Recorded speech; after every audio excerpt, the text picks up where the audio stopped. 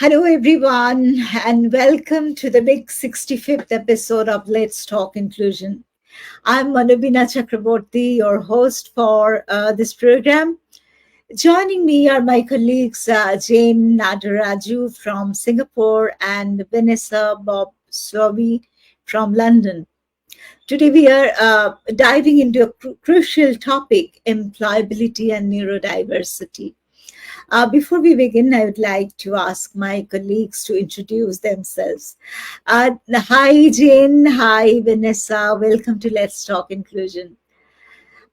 This is Jane's third appearance on our program, so let's start with Vanessa. Hi, Vanessa. Could you share with our viewers a bit about your work? Okay, so hi, I'm Vanessa Bob Swaby. I run an organisation called The Second Voice. It was set up in 2012. It was based on my son Nathaniel, who was diagnosed with autistic ADHD, and then my daughter was diagnosed 10 years later with ADHD, with the brain related epilepsy, and then I was diagnosed in 2022 autistic. The programs that I run basically are in person, are online, and today, as I said, I'm having some technical issues all the day, but I'm just basically there to speak for communities of the voice for the voiceless because I can't speak for everybody, but I can talk about my lived experiences and those that are in the Black and Asian communities and Jewish heritage communities are struggling. So that's where I am. Thanks, Vanessa. Although your voice is, the volume is quite low from your end, but I guess our viewers could make it whatever you said. Thank you very much. Your expertise will surely enrich our discussion today. Now, Jane, could you tell our viewers about your work and your experience with our program so far? Hi, everyone, and thank you, Manabina, for the opportunity again. It's been an amazing journey to be able to share real life experiences and also to not only motivate fellow educators, but also to share experiences with families so that they know that they don't have to walk this path alone. As the saying goes, it takes a village to raise a child, and in this case, the village is just a global village that Manobina very kindly has created and continues to bring experts from around the world to support the community of neurodivergence in the world.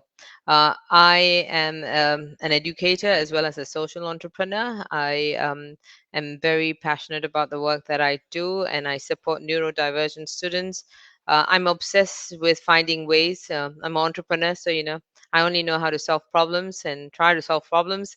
So I'm always obsessed with finding ways to teach children better, for teachers to be able to teach better, and eliminate all these burnouts and kind of focus on psychological safety from, and that's a good balance, a balance for the teacher.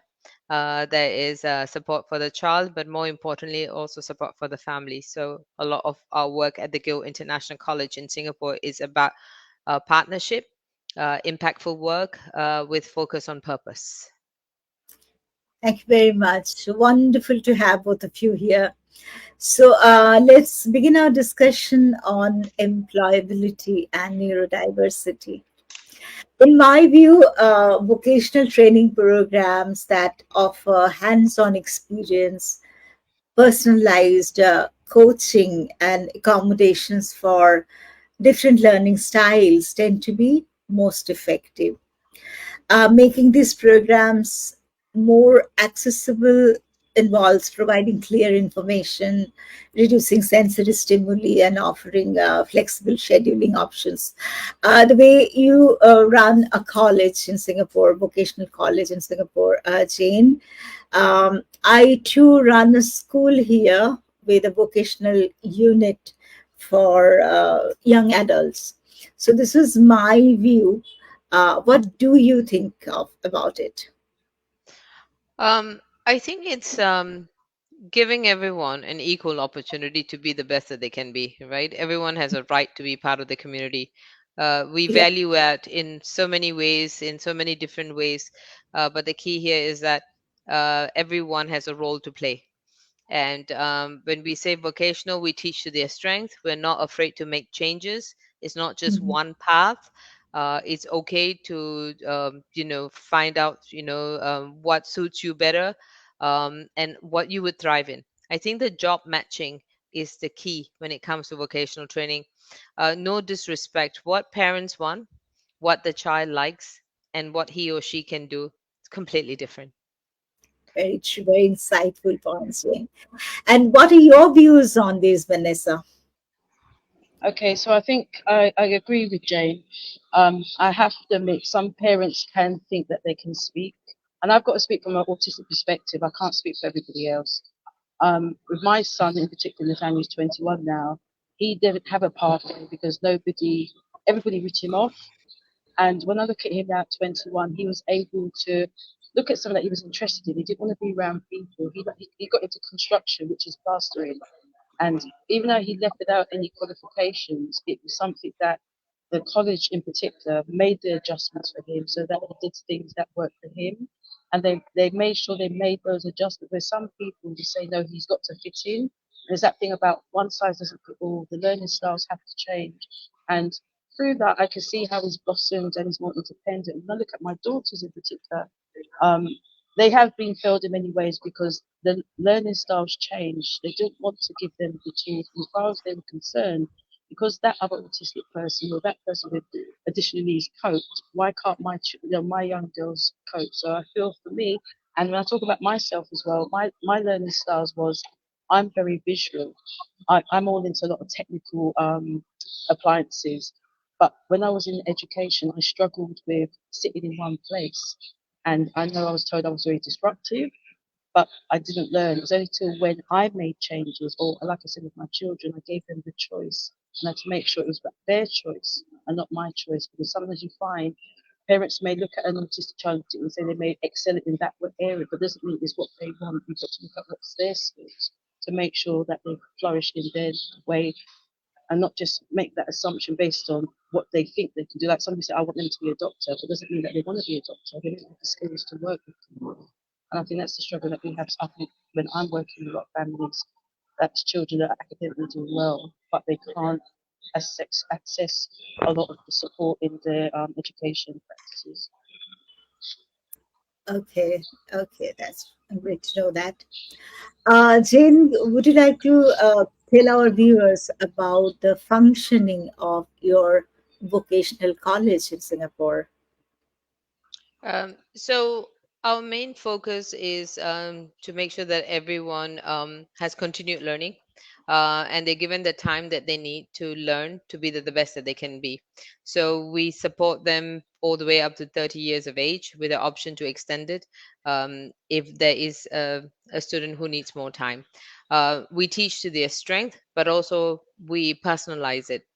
I think the main thing when we train someone for a vocation is to ensure that the job matching is well done. You know, the job requirements are not going to change. I mean, I run a school business. It's a school business, which means that, you know, I understand that there are limitations, there are expectations from members of the team. So when you place a person who's a neurodivergent, I think you want to not only have a sympathy placement, right? You want to have the buy in. You want people to look at them as an equal, not like someone's going to inherit 50% more work, because you then become very exclusive to the neurodivergent person, and it's not sustainable over time. So I think for us, how we do this is we start with introducing the different areas of work as electives. We get children to choose. And then from there, we identify, say, two different areas that they're good at and that could possibly transition. And then we put them on a like a 2-year plan to teach that role with, say, assisted internship. So with a job coach, moving on to internship, then to independent placements, and then increase. All of this is to increase their chances of being employed. We see a very distinctive difference between children who are coming from homes, and no disrespect, where they need to bring in some money, where they have to support to the household income. There seems to be a hunger and a motivation than when they're coming from a privileged home, because it's more like spending time. So I think that's where the parent partnership comes in place. We have to make sure that there's a lot of effort put in to this, right? And we everything that we do is post parent. And that's our education to the community. It doesn't matter how much money you have. We have to plan that when you're not around, they have to have an equal place in the community, so that they don't feel very disadvantaged and they struggle with mental health issues and all those things that we know that's going to just creep up. But do you think, how can hiring practice be adjusted? Do you think it needs to be adjusted at all to better accommodate neurodiverse candidates and ensure an equitable recruitment process? Yes, I think understanding the job requirements and the matching, so that the accommodations made for the neurodivergent person, so that they know what they can do. They have coping strategies, but they're also the person at the employer understands um, their behaviors, their challenges, and if they have to tap out, and their Mhm. accommodations and adaptabilities that needs to be put in place, so there's no judgment.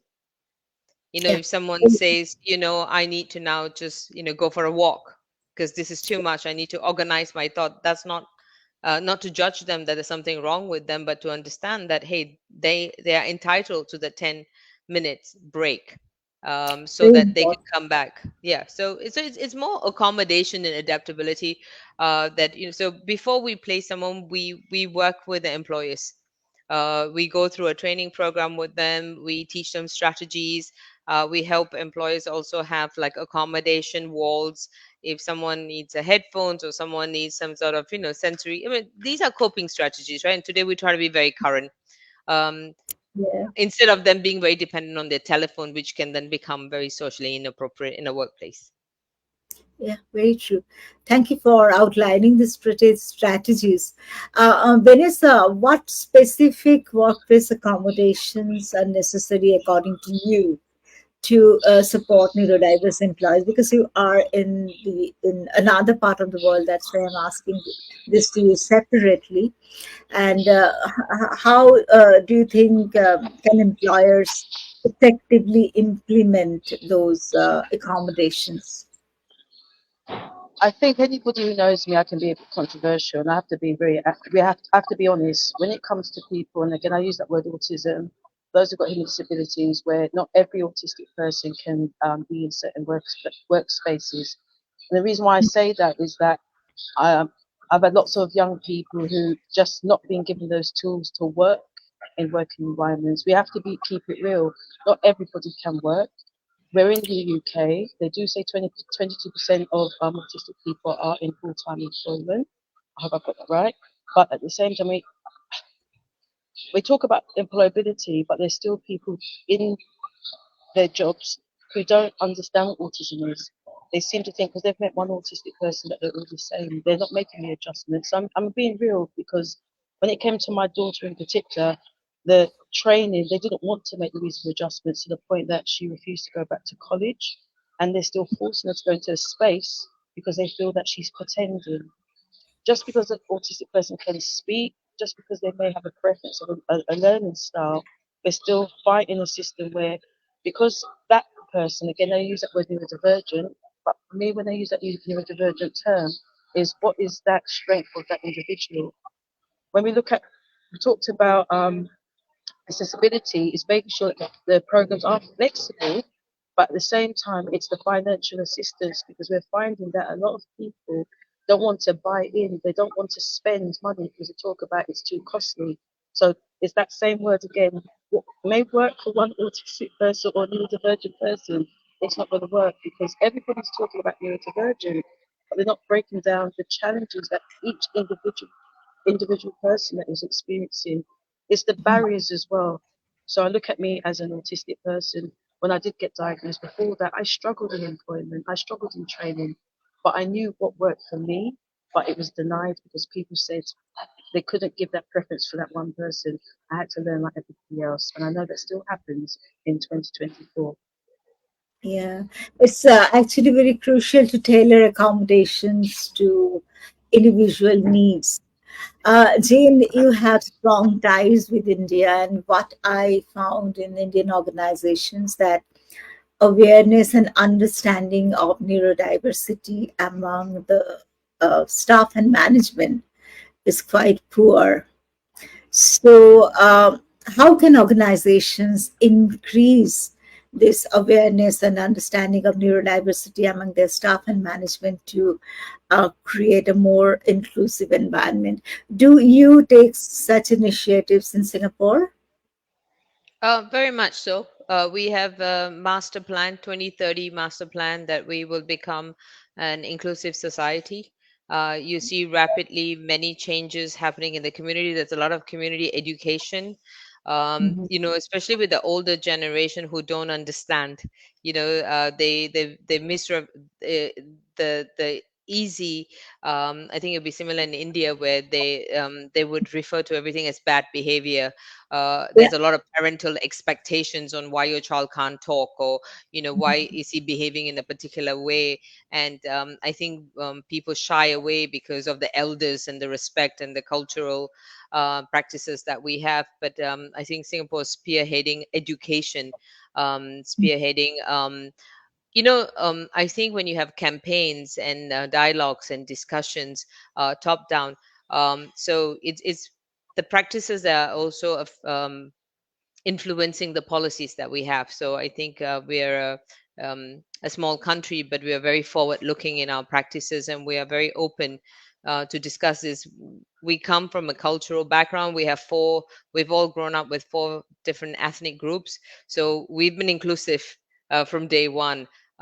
Working with individuals who are differently abled is just part of another group that we're supporting. So I think um, we have to educate them. We have to set some boundaries, when we say that the can and the do's and the do nots. There's a high level of tolerance in Singapore based on our cultural backgrounds. So it comes from that space, and also the different religious groups that are present. So you find that people are very kind and compassionate if they know. And this is where I think the biggest challenge that we have is telling parents that it's okay to talk about it. No one's going to judge you. We're trying to give everyone in the community the confidence that we can coexist, and that's what we're seeing rapidly. That's changing. And I think I wanted to add as well. One of the other things that we're seeing a lot is that there's a lot of technology, assisted technology that's being used at the workplaces, right? Because some of our students are just not very good with writing, so typing, right? Gone are the days where you have to spend all this time teaching handwriting. Today, if you can't write, it's okay, just type. you know and also with communication, I think up to 90% of communication is without words, right? So I think it doesn't mean that someone who is not able to communicate cannot work. It's doing the matching and teaching it to their strength. So I think education is important, community engagement is important. It starts from preschool all the way up. Yeah. And then only the culture of empathy can be established, I guess, if you start it early on. Yes. Uh, Vanessa, what is the scenario in the UK? Is this similar? Sorry, can you just repeat the question? Because that's one thing people don't realize, that I'm very visual, so you have to Yeah, repeat it for me. Singapore. It's a very nice and what should I say, inclusive picture that came to us as Jane portrayed of Singapore. So, what is it like in the UK? Again, I can only speak from my lived experience. It has been a struggle, I think, for a lot of young people that I would say once they turn 16 plus, 18 plus, it's the expectations where a lot of people seem to only speak about those that are autistic without a learning disability, because those who have got learning disability, or we talk about dyslexia, because the struggle that I'm having, as I said when we're speaking, is that when everybody uses that word neurodivergent, it still misses communities that cannot work, who cannot learn the way somebody can be in a working environment. That's the community that get lost. That's why when I was listening to Jane, I can agree with a lot what she says, but then when I speak to a lot of young people come to me saying that they can't work because the environment that they're working is not making those adjustments. And I'm going to say it as it is. We're still in times where people have they've watered down certain conditions, and it's not helping those who are struggling. So I have to just keep it real that with me. I struggle because at the end of the day, I have to be in spaces where I have to silence myself and just listen. And then I create the safe space where I don't over publicize certain things on social media because some people don't want to be on social media because all they see is that how autism or neurodivergent has been portrayed is that everybody can get a job. And that's not true because if the person and the employability are not making adjustments for autistic people, those who are neurodivergent, it would benefit people who are not even neurodivergent if they just made certain changes. So, like with me, where I am, it's very noisy, it's very bright. I've learned because I was forced to. But imagine there's an autistic or a neurodivergent person who can't cope, they can't speak for themselves because they're in a space that everybody have said, well, I've coped, so you should cope. And that's you're saying about the UK. Again, I can't speak for everybody. I just know that there's the voices out there who feel that they're not being represented widely because they're looking at those who are in work. But what about those who are not getting educated, who are not getting the right training? Or as Jane says, there's some families who are blocking their children going out there because they've planned their lives for them, not realizing that when we're no longer here as parents, who is going to look after them? And it's about social skills as well. It's about making sure that their social skills are right. You can get the job, but if you've got no social skills, you're not going to Mm. be in that job. So we have to be mindful about is the job Exactly. right? And that's where I come from. That's why I say when I come in, I come with a different perspective of the people that feel that their voice is not being heard. And in what ways can employees assess the job performance of neurodivergent employees to ensure it is fair and reflective of their abilities? Vanessa, what is your opinion? I just think again, it's about if you know that you're employing somebody and they don't, some people don't disclose their disability, their hidden disability. It's about looking at the person. It's making the adjustments. It's I suppose if you know somebody, if somebody says that I have got a disability and they're autistic, for instance, or they've got ADHD or dyslexia, it's making sure that they make the adaptations before they come to the interview. It's making sure that they put like when I said to you, you might have to come and repeat it to me the question because I can forget. And I'm not embarrassed to say that. And people don't realize the other side of me is if you give me too much information, I can forget. So it's about making sure before the meeting that you plan ahead to make sure that the interview is working for that person and not assuming just because somebody else has worked for it, to work for that person, the interviewer. So for me, it's about making the adaptations. It's having visual information. It's that having a pen and paper, so that the person can write it down in case they forget. It's if the person is in a space that is very loud at the interview, then make sure they've got another give it ask them for preference before they come to the interview. It's about Yeah, making those adjustments. yeah, very true. There's a question in the comment section. Jane and Vanessa, have you come across situations where the founder or director of an organization is sensitized to the needs of a neurodivergent employee, but colleagues and immediate senior or supervisor is not supporting or cooperating with that individual? It is asked by Michael Pillay. So, if you could just answer this, both of you. I can jump in and say that it all starts with your onboarding. If it's part of your work culture, it's part of your value system, then all in your team understand it, right? They understand your vision, your mission, your social focus. Um, and I also wanted to add that so we have four neurodivergents in our employment across our schools. We have young adults from Down syndrome to autism.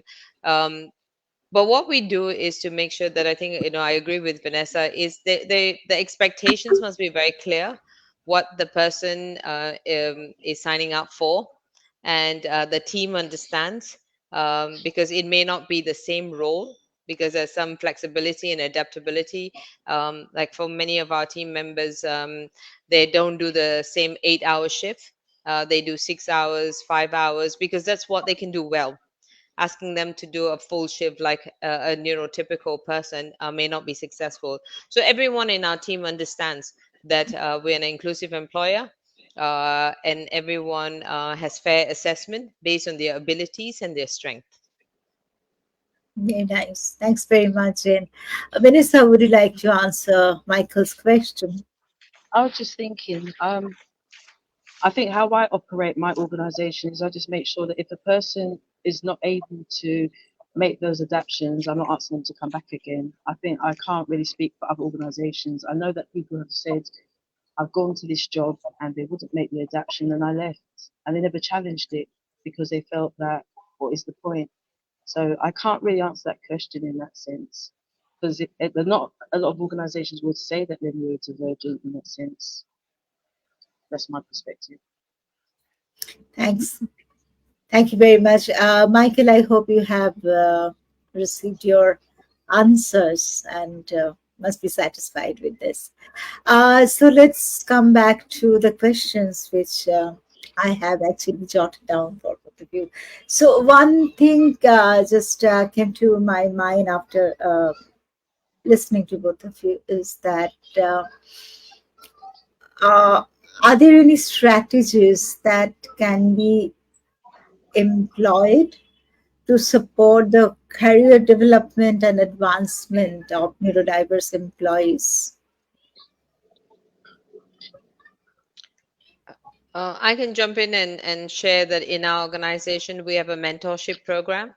So they have a mentor each, so that they're not reporting to many people. There's one specific person that they're reporting to, and we build trust and a relationship with that person. And then we also offer them continuous learning, so identifying some of the areas that they're good at and some of the areas that perhaps they could have retraining in.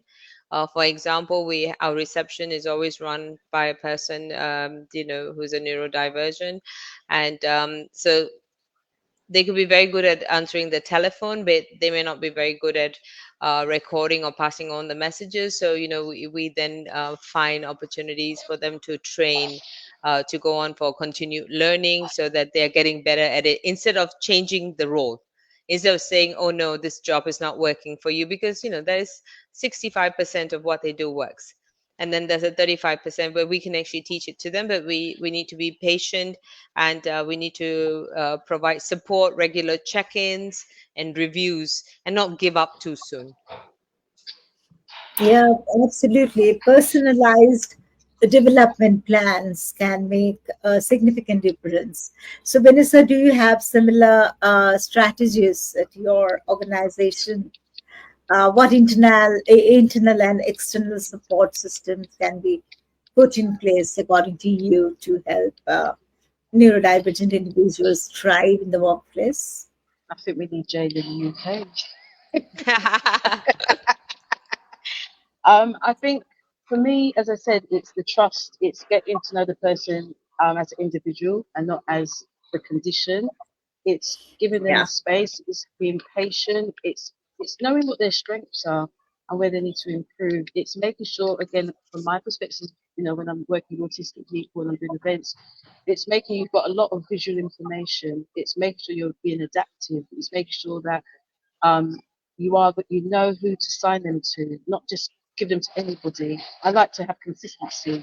If there's no consistency, it's not going to work. It's just being honest. If you don't understand, it's better to ask the person than make the assumption, because there's assumptions that I think can kill a relationship, especially with autistic people. Once they trust you, you're okay. Once you've lost that trust, you're not going to be able to go past it for a very long time. And I think I've picked up with a lot of the young people that I've worked with over the years, who are young adults, and a lot of them do come back and say thank you. And even if they're non-verbal and they, got limited speech, they find ways to come and appreciate you in their way. I think Jane Yeah. said quite a lot of what I would have said. No, but you said it beautifully, because fear um, increases anxiety. Anxiety makes you run, right? Go back to that hole, go back to the safe space, and then to start again is just harder each time. I see that mental. so many times when I meet 35-year-olds who've been at a few jobs and who've almost given up, and the most first things I usually say to them, why are you working in a cafe when you don't like meeting people and it's noisy and messy, and Mm, like, why? Who's asked you to work in this multiple cafes? And they're like, that's the only job I've been given. I'm like, but that's not the job for you. Yeah, honesty. and Yeah. honestly, and many times they fail to make friends in the workplace. So, what I feel, there should be some internal support system, designated resource uh, groups in place. It's my personal feeling when I look at the scenario in India. I Most of the time I find that neurodivergent employees fail to make friends in the workplace. So if there is a designated support system, designated contacts whom the person neurodivergent employee can approach, I think it is better in India. In India, I feel so. And externally, partnership with neurodiversity organizations, if there is any in your city, and community resources can provide additional support and advocacy. That's what I feel. Can And I can I yeah, can I jump in and yes, add one more? I yeah, didn't plan to show any videos today, but if you go onto my linked the Guild YouTube um, channels, you will see where we've posted a video where our one neurodivergent training another neurodivergent. That's the best, right? Because they speak the lingo. We just make it too complicated sometimes, right? A good intent, we use too many words, we say too much, and so what we do quite well is that we have one person who is trained, and once they have mastered the skills of running the reception, we empower them to train the next person, and they do a beautiful job. let me just try to identify that video. So there's a comment, if you could just read it. Guild International College, right? Yes. Guild International College, Singapore. Mrs. Kabita Sharma has written about India's situation at present. So, is this video? Let me just share my screen so that everyone can see it. How to do so? How to do so? Setting. No. I was just going to say, there's one company that I do admire in the Share UK. They're called screen. Share Community. Just a minute. Share screen. Guild International College. Yeah. Which can you see this? Yes. Which one? Uh, Indian students. Indian students, do you want me to play this? uh no, let me try. No, that's not probably what it is. All right. That's not So, we, us. Let me try and send it to you, so that you okay. can play it. Um, All right. yeah, why don't we take that question that someone's asked you? Yeah. Let me just go back from here first. Stop screen. Yes, we're back. So, there is a comment by Kavita Sharma in India. We know the process, all we need is action by families, educational institutions, employers, and all those involved in this process. Very true, very true. Uh, there's a YouTube link shared by Henu. Yes. Do you want me to play this? Yeah, you can. So that's our vice principal who's All joining right, this discussion. just a minute. How to do so? Can you click? Hide. Very difficult from here. Let just a minute. Let me try to copy this. Somehow I cannot copy this from here. No worries. We can share the link with everyone. Yes, link is already shared. So you have sent me. It's on her WhatsApp. So from WhatsApp to bring it to my computer is a difficult. Is a little difficult now. Yeah, it's there. So anyone can. If you could just send it on the through the private message, Jane. I think private chat that would be better. Okay.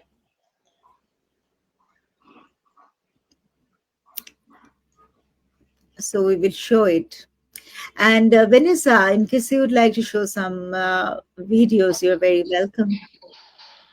What I'll do, I'll send the link because for some reason I said I don't want to start touching. But everything is freezing on me. I mean, like I said, the companies that I look at and I think have done really remarkably well is Mhm. Share Community that are based in London, in Battersea, and Mhm. in the Lambeth area in London. And you see a lot of when it comes to vocational work, you see a lot of those with learning disability, autistic, that are learning catering, and they're Eh, actually serving foods and making bakery. So their organisation that I do see how they've showed that those with autism and disability, Down syndrome, they can do jobs are out there. They don't have to be packing shelves. So if you Google www share community, they're basically an organisation that do great work for those who get written off. I know. Okay. So let me just come back to. You didn't share this as yet, Share did community. you, Jane? Yes. Have you shared that in the personal chat box, private chat box? No, right? No. I think what we'll do is probably share this after on All Yeah, our right. website. Thing. I'll share. Oh, I'll share some. Yeah, what is good all right. practice? Uh, all right. Fine then. Uh, yeah, and yeah, thank you both for sharing all your insights. It would have been lovely if you could have shared the videos. Um, so, in case you would like to say something more about your organizations, respective organizations, and the line of your work, till the time, let me just see if Henu can send me something. Yeah, Vanessa. If you Yeah. could just tell us about your experience so far and your line of work. Okay. So as I said, my background, as I said, is more working with the parents, carers, autistic people, and adults. I'm more looking at 18 plus, 50 plus, because you find that a lot of the time, as I said, I'm talking from in the UK, focus is always on the children, but we have to remember that autistic children do become autistic adults, they do become elderly, and we have to look at what happens once they become elderly. Sorry, I have to say sorry to my ears. Um, I am part of the National Autism Training Program in the UK, which is looking at mental health. In regards to that, do end up in patients' hospitals because most of the time there's a lot of people that are in hospital that shouldn't be in hospital due to the fact that the wrong um, diagnosis has been given and they end up being locked up in a mental hospital. So that is something we're training those in the National Health Services. It's similar to in working in line with the Oliver McGowan training, but ours looks at different tiers from tier one, tier two, tier three, tier four.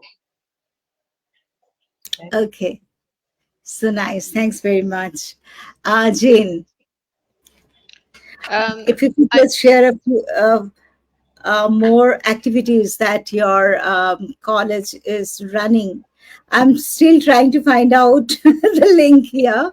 It's the link is in the chat group. If I don't know if you can click on it. I think Henus posted it in the chat. If you can try, I guess the work that we do, right? So we run a social enterprise that's funded by my husband and I, and our purpose is to share the good work and the programs that we have developed with fellow educators and other organizations. So currently, we are looking at and we're in discussions with countries like India, Malaysia, Saudi Arabia, and because the aim is that if more people were empowered and have the resources, they can teach better.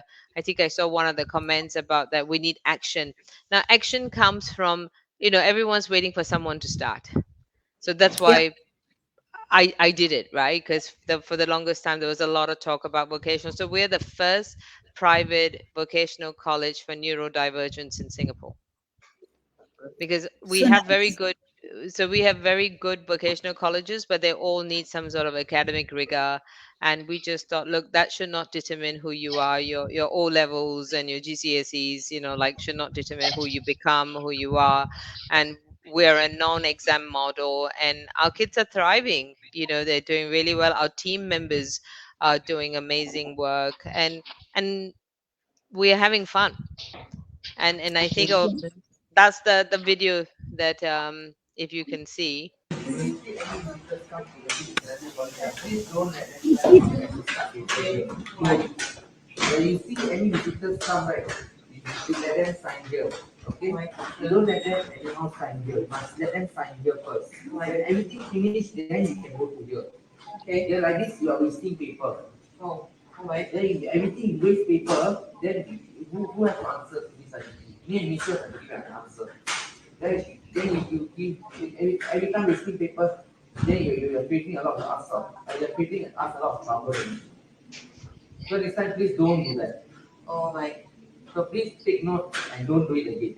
Oh my, take note. Please see any visitors come to the please don't let them start with.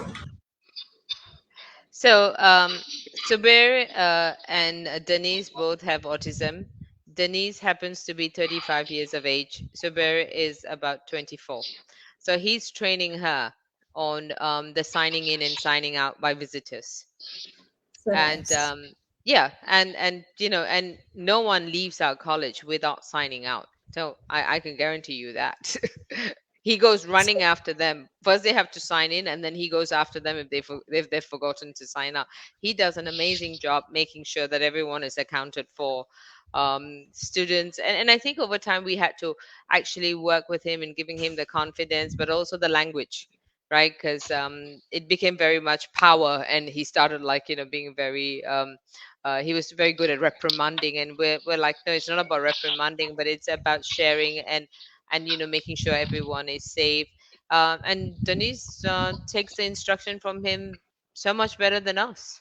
And so they both have a schedule where when he goes for lunch, she mends the front office, and in other times she's a classroom support.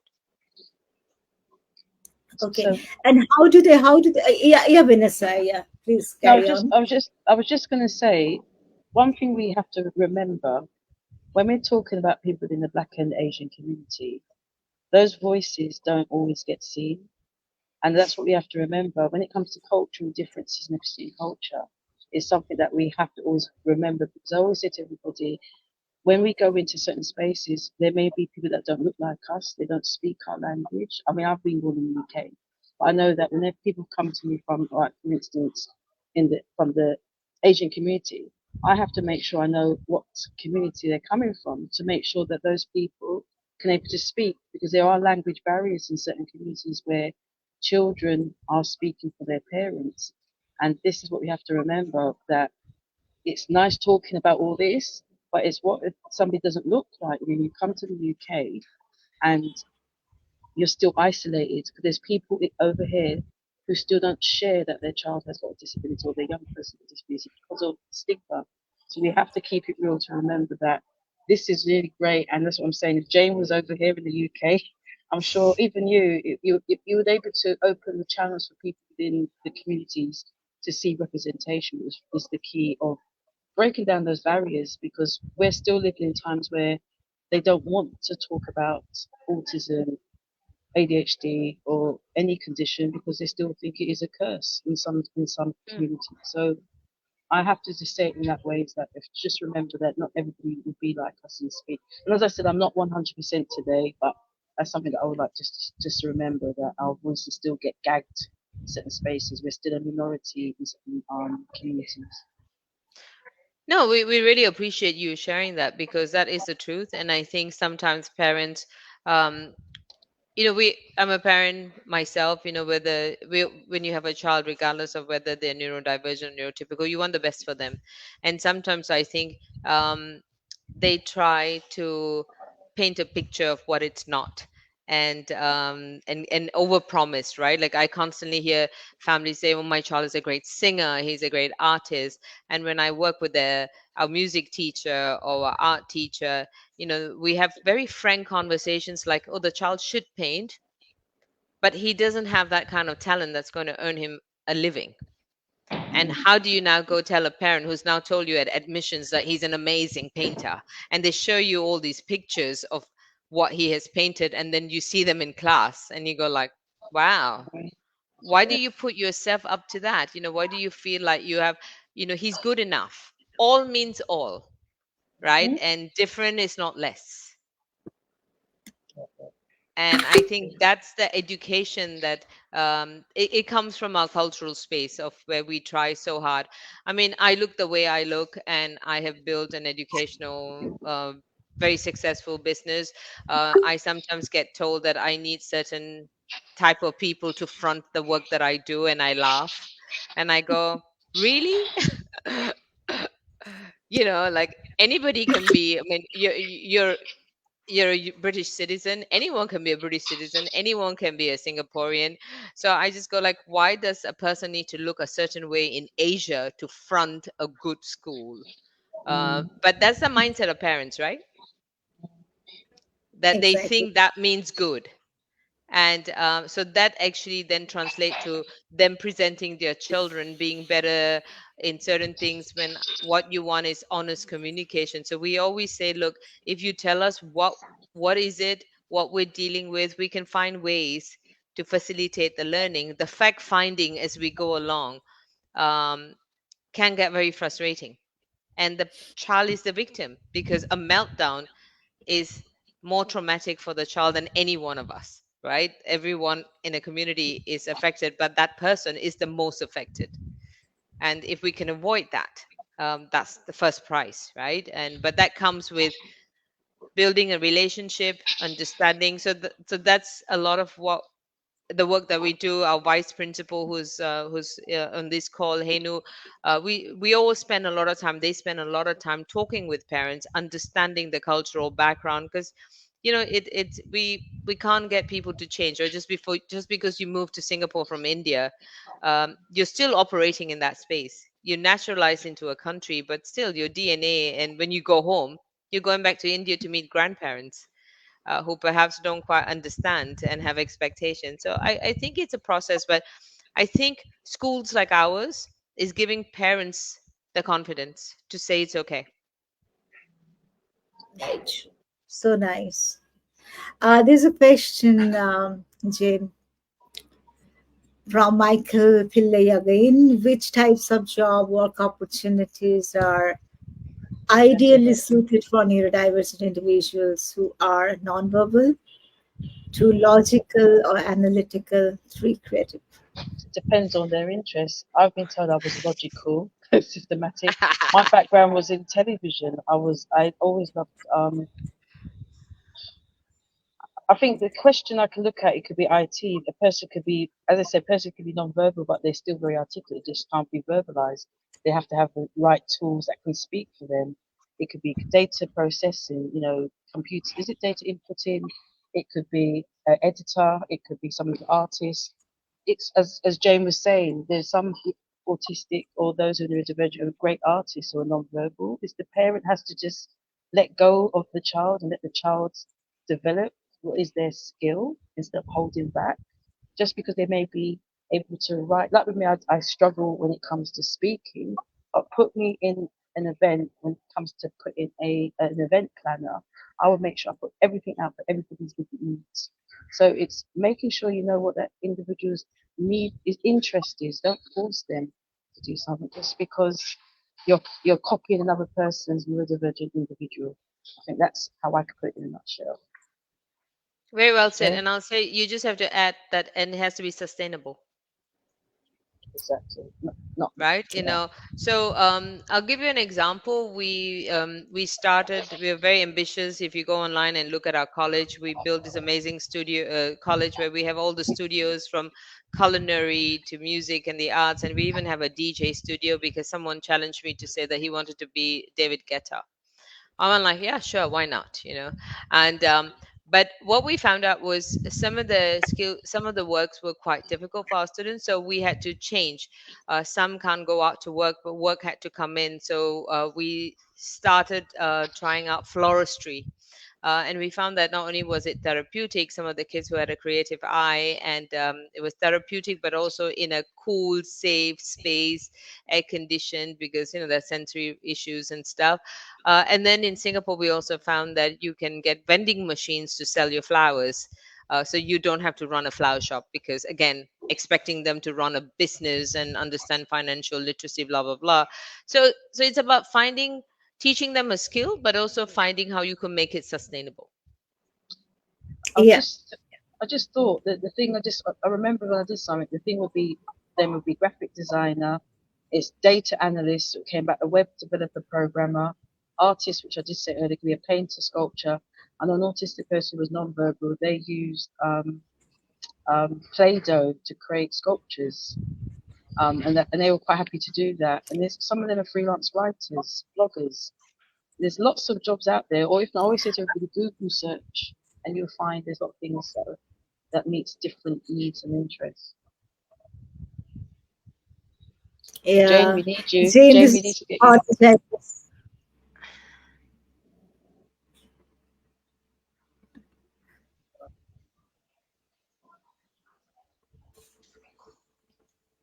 And I think funding helps. So Singapore we're very blessed. We have an organization under the Ministry of Social and Family called SG Enable.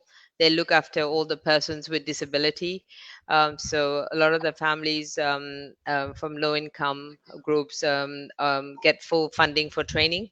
So they can go to this organization after graduation from a special school, and we are one of their approved centers where we run courses which are fully funded by the state.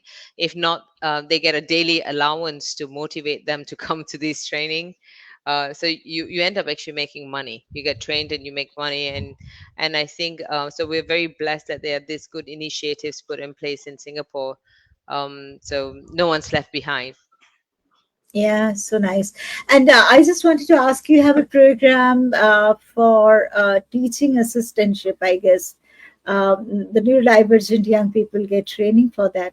So, how do they perform? Oh, amazing. It's actually a job that we identified for students with GDD, ID, Down syndrome, because they can't really sustain long work hours. They needed the breaks, and they needed to be in a safe space. So working as a classroom support is fantastic. So we train them, and we actually successfully employed one of them for a 1 year contract. After a year of training, she's employed by us, and we have another young lady starting the training. So it's under, not only giving them duties where they're not just taking them to the toilet, or they're not doing the playground duty. They're actually involved in the prep work. They get to read to the kids. It's actually a very, very good role What is to the consider. basic qualification for that before getting the vocational training? What qualification did they have? They have they're all graduates from a special school, and they have a literacy and numeracy level of a grade 3 or year 3. They're reading, as long as they can read like a 9-year-old. They can read any storybook. They can understand simple instruction, and that's what you want for little people, right? You want someone who's fun, someone's not going to complicate things. So it works beautifully. And I think, and in a preschool setting, you need more people. And when you say that you have to think equal, you have to be kind, you have to be considerate, children have to grow up seeing these people as an equal. I cannot stress that more.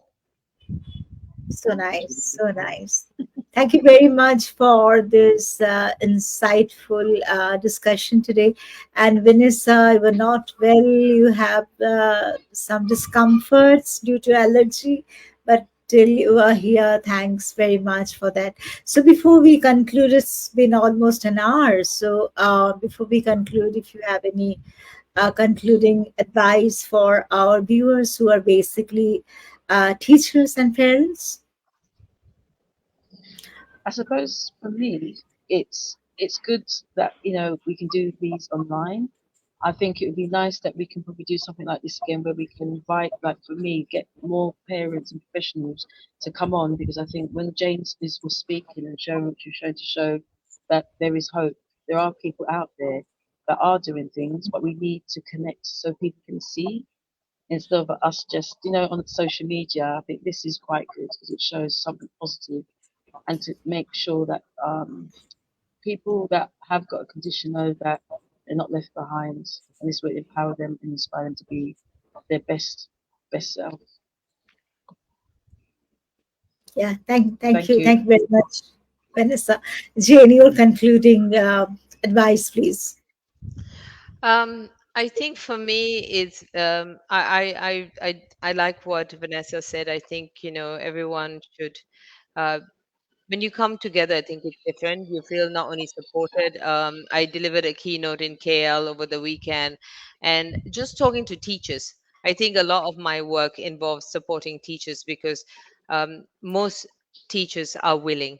It's just that they don't have the resources. So if we can Yeah, come together and empower them, and Manubina, we work with Daniel Sobel, and that's the whole IFIP movement of empowering teachers, because if teachers are better trained and have resources, more children will benefit, yeah, right?